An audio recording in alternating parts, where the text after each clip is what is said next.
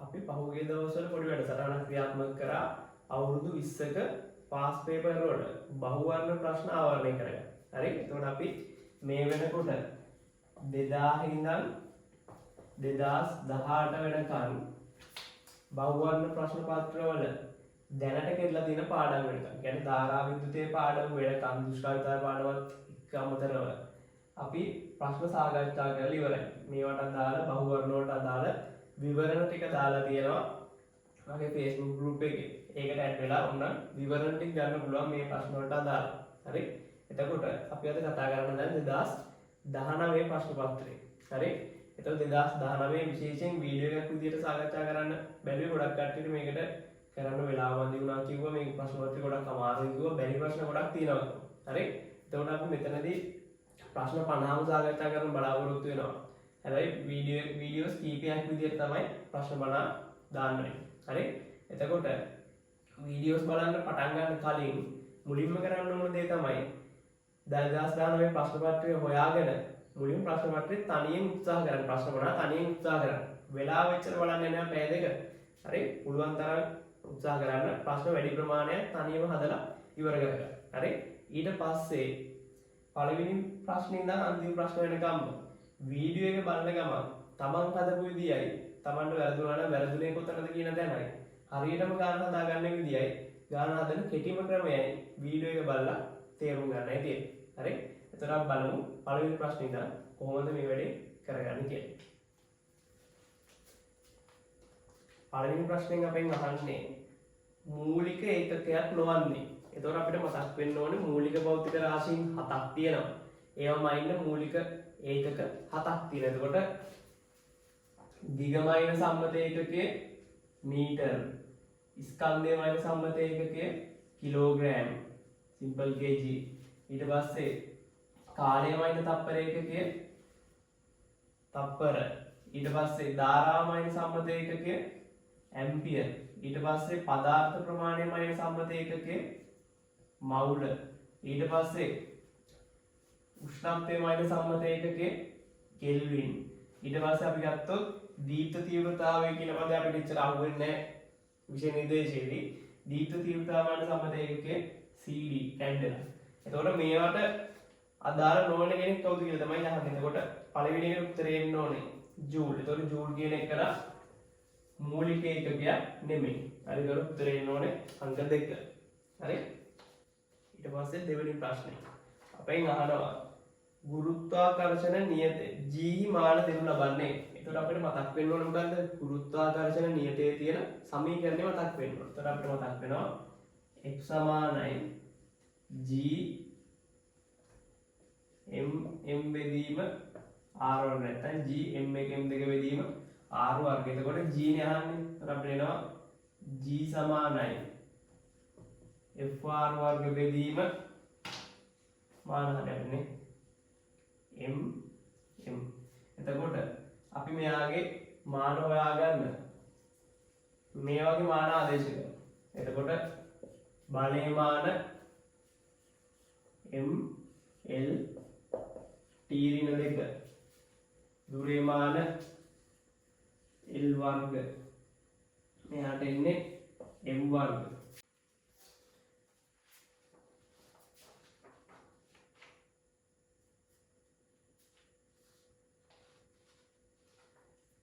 ඊට පස්සේ අපිට මෙයා සුළු කරලා ගත්තට පස්සේ L ඝනය M ඍණ 1 T ඍණ 2. එතකොට උත්තරේ එන්න ඕනේ උත්තරය අංක 4. හරි? L ඝනය M ඍණ 1 T ඍණ 2.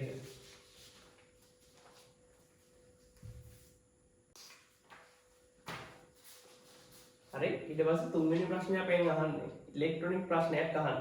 හරි? අපෙන් අහන්නේ ට්‍රාන්සිස්ටරයක් තියෙනවා. මෙයා සංතෘප්ත අවස්ථාවේ ක්‍රියාත්මක කරන විට පාදම ධාරාව තවදුරටත් වැඩි කිරීම. මුලින්ම තේරුම් ගන්න ඕන දේ තමයි ට්‍රාන්සිස්ටරයේ සංතෘප්ත අවස්ථාවේ නම් තියෙන්නේ. එයා දැනටමත් ක්‍රියා කරන මොන අවස්ථාවේද? මේක ඔන් ස්විච් එකක් විදිහට තමයි ක්‍රියාත්මක වෙන්නේ. කියන්නේ මේක දැනටම ඔන් ස්විච් එකක්. කියන්නේ මෙයා සංතෘප්ත වෙලානේ තියෙන්නේ. හරි? එතකොට අපි මෙන්න මේ ප්‍රස්ථාර සැලකුවොත් එහෙම IB එක්ක IC ප්‍රස්ථාර මේක තීරණ නෝට් එකේ තියෙන ප්‍රස්ථාරයක්. එතකොට IB එක්ක IC විචලනය සැලකුවාම මෙන්න මේ ප්‍රස්ථාරය අපි කොටස් තුනකට කඩා ගන්නවා. මේ කෑල්ල අපි කියනවා කපාහැරි ප්‍රදේශය. මේ මැද කොටස ක්‍රියාකාරී ප්‍රදේශය. මේ කොටසට අපි කියනවා සංතෘප්ත ප්‍රදේශය කියලා. හරි? එතකොට දැන් ට්‍රාන්සිස්ටරේ කොහෙද ඉන්නේ? සංතෘප්ත ප්‍රදේශයේ ඉන්නේ. කියන්නේ මෙතනින් මේ පැත්තේ කොහෙ හරි තමයි ඉන්නේ. අපි හිතමු මෙතන කියලා ඉන්නේ. අපි හිතමු ධාරාව I' කියලා. හරි? එතකොට දැන් මෙන්න මේ I' ධාරාව කියන්නේ මෙයාගේ දැනට තියෙන ධාරාව අපි තව ටිකක් වැඩි කරලා බලනවා. I double dash කරා කියලා හිතමු. තව පොඩ්ඩක් මෙහෙට වැඩි කරමු. එතකොට අපිට පේන දේ මොකක්ද? අපි මේ IB කියලා කියන පාදක ධාරාව මේ තියෙන්නේ සංග්‍රාහක ධාරාවනේ. එතකොට අපි IB වැඩි කරා කියලා මෙයාගේ වැඩිවීමක් වෙලා තියෙනවා. දැන් මෙයාගේ වැඩිවීමක් වෙලා නැහැ. ඒක සංග්‍රාහක ධාරාවේ වැඩිවීමක් වෙන්නේ නැහැ. හරි? එතකොට ඔය කතාවනේ අපෙන් අහන්නේ. එතකොට ට්‍රාන්සිස්ටරේ ඔන් ස්විච් එක කරයි කියන එක හරියන්නේ නැහැ. ඇයි?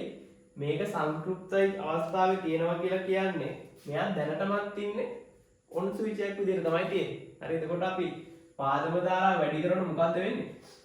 මෙයාගේ සංග්‍රාහක ධාරාව වෙනස් නොකරයි කියන පිළිතුර තමයි ගන්න තියෙන්නේ. හරි ඒක උත්තරේ එන්න ඕනේ අංක 5 සංග්‍රාහක ධාරාව වෙනස් නොකරයි. පැහැදිලිද?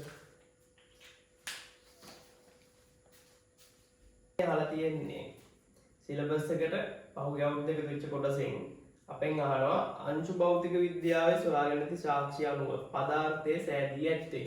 ඒතර අපි කතා කරනවා පදාර්ථයේ හැදිලා තියෙන්නේ ක්වාක් 6ක් සහ ලෙප්ටන් 6ක් පාවිච්චි වෙලා කියලා. හරි?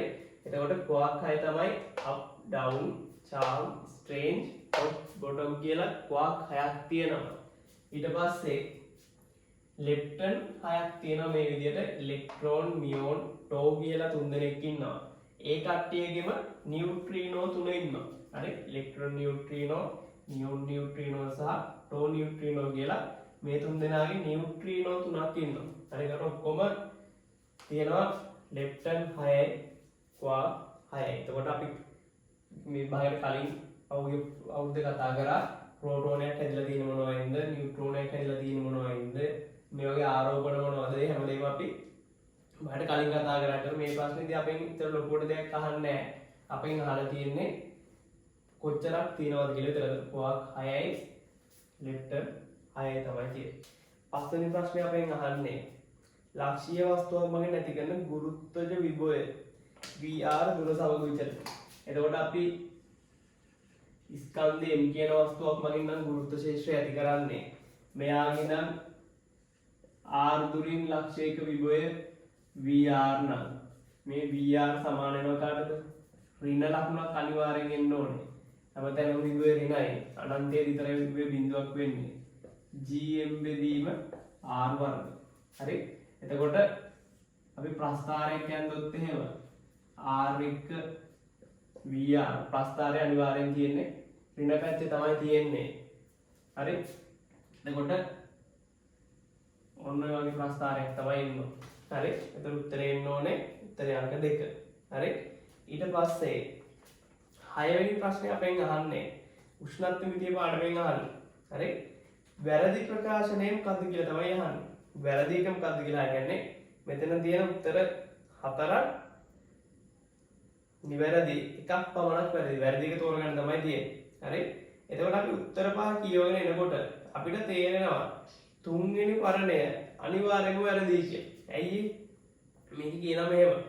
විශාල රසදිය බල්බයක් සහිත රසදිය වීදුරු උෂ්ණත්වමානයක් භාවිතා කිරීමෙන් මිනුම් පරාසය වැඩි කරගත හැකිය. එතකොට මිනුම් පරාසය කියලා කියන්නේ මොකද්ද? අපිට උෂ්ණත්වය මයින්න පුළුවන් පරාසය වැඩි කරගන්න පුළුවන්. හරි? එතකොට දැන් මෙහෙමයි.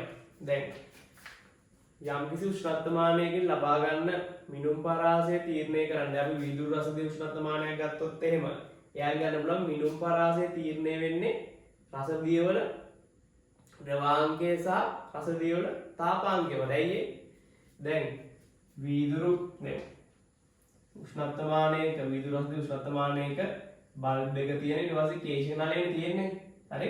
එතකොට මෙයා රත් වෙනකොට මේක ඇතුලේ තියෙන රසදිය ප්‍රසාරණය වෙලා මේ ද්‍රවය මේක දිගේ ඉහළ යන එක තමයි වෙන්නේ. හරි? එතකොට මෙයා ද්‍රවයක් මේක දිගේ ඉහළ යන්න නම් මේකේ තියෙන රස දේ මොකක් විදියට තියෙනවද අනිවාර්යයෙන්. මෙයා අනිවාර්යෙන් ද්‍රවයක් විදියට තියෙන පෙ මේක රස දේ මේ කේශිකනාලයේදී ගිහලා යන්නේ. එතකොට අපිට මේ උෂ්ණත්වමානය පාවිච්චි කළ රස දේ වල උෂ්ණත්වයට වඩා රස දේ වල ද්‍රවාංගයට වඩා අඩු උෂ්ණත්වමයි ඉන්නත් බෑ.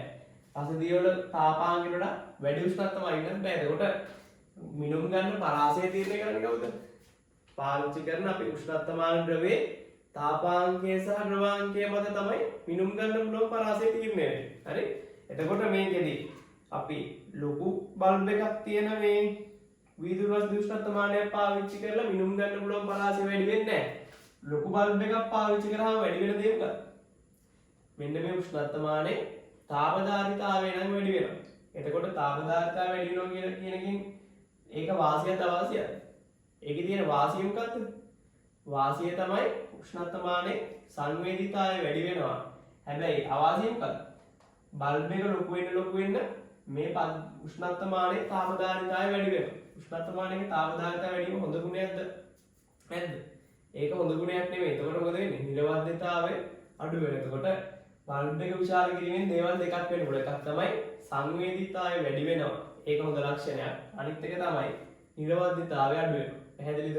හැබැයි ඒකෙන් මිනුම් ගන්න පුළුවන් පරාසය විචලනයක් වෙන්නේ නැහැ. මිනුම් ගන්න පුළුවන් පරාසය වෙනස් වෙන්නේ නැහැ. පැහැදිලිද? එතකොට ඒකට උත්තරේ එන්න ඕනේ අන්නේ 7 වෙනි ප්‍රශ්නේ තරංග ප්‍රශ්න පාඩමෙන් තමයි අහලා තියෙන්නේ. හරි. එතකොට පාරජම්බුල සහ අතිධ්වනි තරංග ගැන තමයි අහන්නේ. එතකොට මේ දෙන්නගේ වෙනස්කම් මොනවද? පාරජම්බුල කිරණ තියෙන්නේ කොහෙද තියෙන්නේ? පාරජම්බුල තරංග තියෙන්නේ විද්‍යුත් චුම්බක වර්ණාවලිය. කියන්නේ පාරජම්බුල විකිරණ කියලා කියන්නේ විද්‍යුත් චුම්බක තරංගය. කියන්නේ යම් කොයි ගණනේද ආයත් වෙන්නේ? එයා තීර්යක තරංගයක්. ඊට පස්සේ අතිධ්වනි තරංග කියලා කියන්නේ මොකද්ද? අතිධ්වනි හරි මොනවා හරි ධ්වනි තරංගයක් නෙමෙයි තියෙන්නේ. ඒක ධ්වනි තරංගයක් කියලා කියන්නේ අන්වායම තරංගයක්. එතකොට තීර්යක තරංගයක් ඉන්නවා පාරජම්බුල විකිරණ. ඊට පස්සේ අතිධ්වනි තරංග ඉන්නවා. පළවෙනි ප්‍රකාශනය කැපිටල් A අපෙන් අහන්නේ තරංග දෙකේම ශක්තිය අපෙන් අහන්නේ නිවැරදි නොවන්නේ වැරදිව තමයි අහන්නේ. පළවෙනි එක තරංග දෙකේම ශක්තිය ඒවායේ සංඛ්‍යාතය මත රඳා පවතී. දැන් අපි මුලින් ගත්තොත් එහෙම අතිධ්වනි තරංග අතිධ්වනි තරංග කියන ඒවා ධ්වනි තරංගයක් නේ. ධ්වනි තරංගයේ ශක්තිය රඳා පවතින කවුරු මතද? ධ්වනි තරංගයේ ශක්තිය රඳා පවතින්නේ එයාගේ විස්තරය මතනේ. එතකොට මේක අපි ගන්නෑ අතිධ්වනි තරංගයක ශක්තිය සංඛ්‍යාතය මත රඳා පවතිනවා කියලා. එතකොට තරංගයක ශක්තිය රඳා පවතින්නේ එයාගේ විස්තරය මත. හරි? හැබැයි අපි ගත්තොත් එහෙනම් පාරජම්බුල කිරණ වල මේ ශක්තිය ගත්තොත් එහෙම පාරජම්බුල කිරණ කියන කට්ටියනේ විද්‍යුත් චුම්බක වර්ණාවලියනේ. ඒතර විද්‍යුත් චුම්බක විකිරණ අපි කියන පදාර්ථ විකිරණයේ පාඩමේදී මොනෝ විදිහට උපකල්පනය කරන්න පුළුවන් කියලා. ෆෝටෝන කදම්බ වලින් උපකල්පනය කරනවානේ. එතකොට අපි පාරජම්බුල තරංගවල අංශුමය ගති ගුණ අනුව අපි ලියනවා E = hf කිය. හරි. එතකොට පාරජම්බුල විකිරණයක ශක්තිය නැත්නම් පාරජම්බුල විකිරණ ෆෝටෝනයක ශක්තිය E = hf කියලා අපි ලියන්නේ. එතකොට එයාගේ ශක්තිය කෙලින්ම මේ h කියන්නේ ප්ලාන්ක්ගේ කියන්නේ නියතයන්නේ. එතකොට මෙයාගේ E කියන කෙනා රඳාපවතින කවුරු මත? අනිවාර්යයෙන්ම F මත රඳාපවතින. එතකොට එහෙනම් පාරජම්බුල විකිරණ වල ශක්තිය සංඛ්‍යාතය මත රඳාපවතිනවා. හැබැයි අතිධ්වනි තරංග වල ශක්තිය සංඛ්‍යාතය මත රඳාපවතින්නේ නැහැ. එතකොට ওই විදිහට තමයි මේ ගාන පැහැදිලි කරගන්න වෙන්නේ.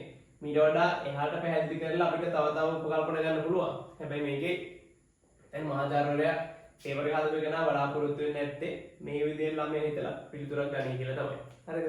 එතකොට ඊට පස්සේ B ප්‍රකාශනය. හරි? එතකොට A කියන ප්‍රකාශනය වැරදි. හරි? දෙන්නම රඳාපවතින්නේ නැහැ නේ. එක්කෙනා රඳාපවතින. අපෙන් අහන්නේ දෙදෙනාම කියලා නෙහන්නේ. තරංග දෙකෙහිම ශක්තිය කියලා. එතකොට ඒක වැරදි. ඊට පස්සේ B තරංග දෙකටම ද්‍රව්‍ය අයනීකරණය කිරීමේ හැකියාව ඇත. දෙන්නටම පුළුවන් ද්‍රව්‍ය අයනීකරණය කරන්න. බෑ ද්‍රව්‍ය අයනීකරණය කරන්න පුළුවන් කාට විතරයි? විද්‍යුත් මේ පාරජම්බුල විකිරණ වලට විතරයි. අතිධ්වනි තරංග කවදාවත් අයනීකරණය කිරීමක් කරන්නේ නැහැ. එතකොට ඒකත් වැරදි. දෙන්නටම කරන්න බෑ එක්කෙනාට විතරයි පුළුවන්. එතකොට B ප්‍රකාශනයත් වැරදි. හරි? අයනීකරණය කිරීමේ හැකියාව තියෙන්නේ පාරජම්බුල විකිරණ වලට විතරයි. ඊට පස්සේ C තරංග දෙකම ද්‍රවීකරණය කළ හැකියි. හරි මොකද මේ ද්‍රවීකරණය කියලා කියන්නේ? මේක තියරි කරනකොට ඉගෙන ගන්නවා ද්‍රවීකරණය කරන්න පුළුවන් මොන තරම් විතරයිද? කෙලින්ම තීව්‍රයක් තරංග විතරයි ද්‍රවීකරණය කරන්න පුළුවන්. අන්වායම තරංග ද්‍රවීකරණය කරන්න බෑ. ඒකට එහෙනම් එකපාරෙන්ම අපිට තේරෙනවා මේකෙදි පාරජම්බුල විකිරණ විතරයි ද්‍රවීකරණය කරන්න පුළුවන්. අධිධ්වනි තරංග ද්‍රවීකරණය කිරීමක් කරන්න බෑ. එතකොට එහෙනම් ඒ ප්‍රකාශයත් එතකොට ඒත් වැරදි, බීත් වැරදි, සීත් වැරදි.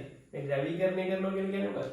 දැන් විද්‍යුත් චුම්බක තරංග තල දෙකක කම්පණය වෙනවනේ. මේ තල දෙකෙන් අපි එක තලයක් වෙන් කරලා ගන්න එක තමයි අපි ද්‍රවීකරණය කියලා කියන්නේ. ඒක අපි මේ තීරි කරනකොට වැඩිපුර කතා කරනවා.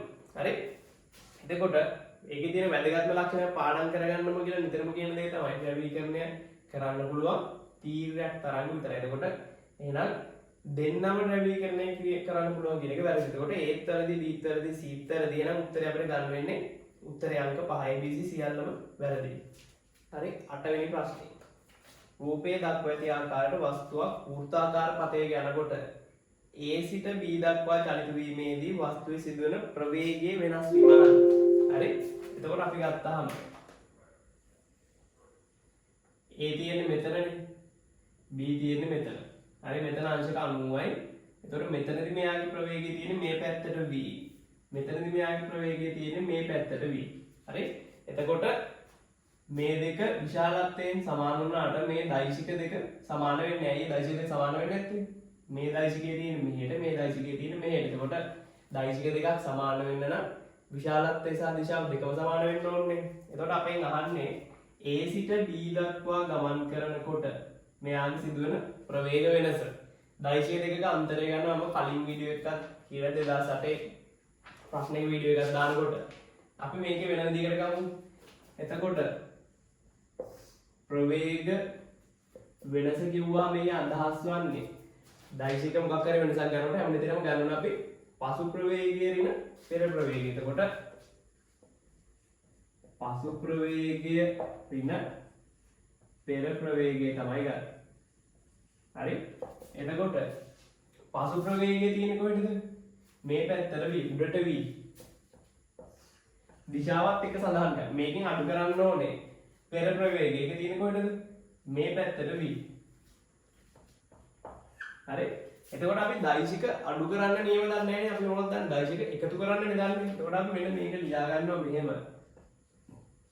V ඍණ මෙයාගේ දිශාව මාරු කරනවා. ඍණ මේ පැත්තට V. හරිනේ? මේ ඊතලේ දිශාව මාරු කරනවා. ඒක මේ සමීකරණ වෙනසක් සිදු වෙන්න තව ඍණ ලකුණක් දාගන්න. ඍණ මේ පැත්තට v කිව්වත් එකයි මේ පැත්තට v කිව්වත් එකයි. එතන අපිට එනවා v ඉහළට ධන v මේ පැත්තට. හරි? දැන් ඔන්න අපි දැන් දෛශික දෙක ගත්තා. මේ දෙක එකතු කරලා ගත්තා නම් හරි කොහොම මේකම ගන්න. හරි? එතකොට මේ දෛශිකයේ ධන v මේ පැත්තට v. එතකොට මේ දෙකේ සම්ප්‍රයුක්තක වෙලක් තියෙන්නේ මෙන්න පටන් ගන්න තැන මෙන්න ඉවර වෙන තැන. එහෙනම් මෙන්න මේ පැත්තට තමයි සම්ප්‍රයුක්ත දෛශිකයේ තියෙන්නේ. හරි? මේක v නම් මේක v නම් මෙයා කියෙදෙන්නේ. මෙතන කොහොනේ 90යිනේ.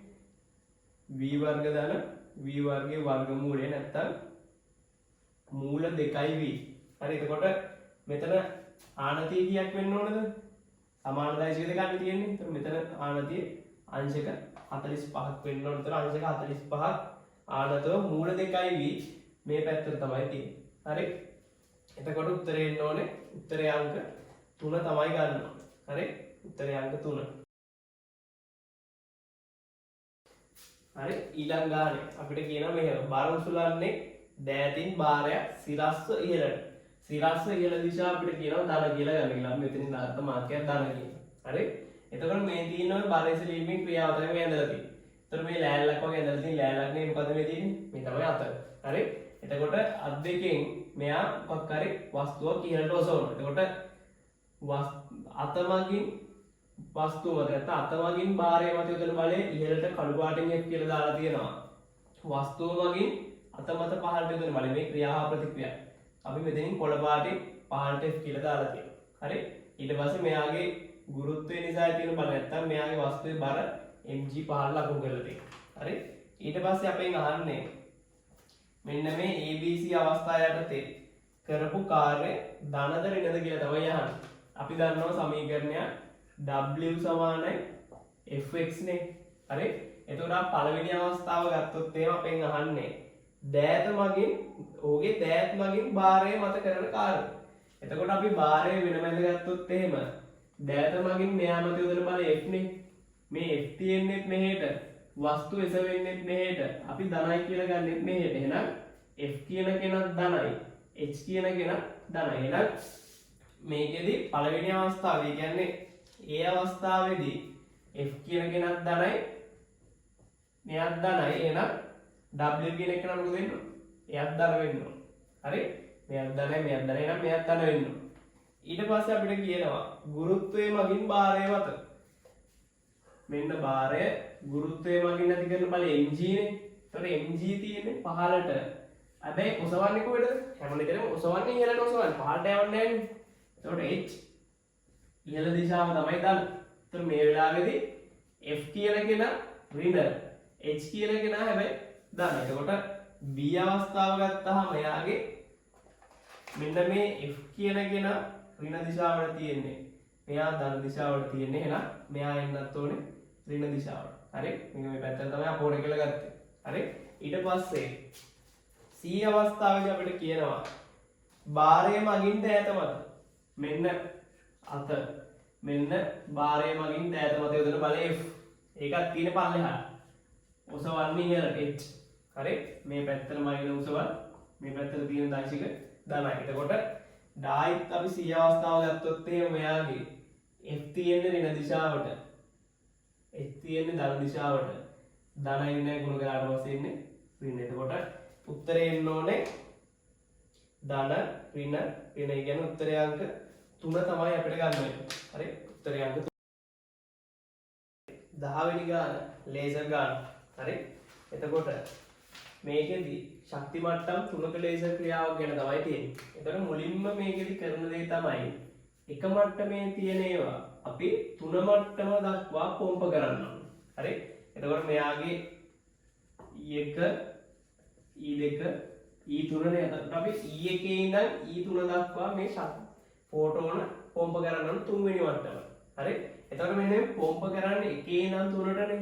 එතකොට මෙතන ඉඳන් මෙතන ශක්ති වෙනස කීයද? E3 ඍණ E1 අපි දන්නවා E සමානයි HF නේ. හරි?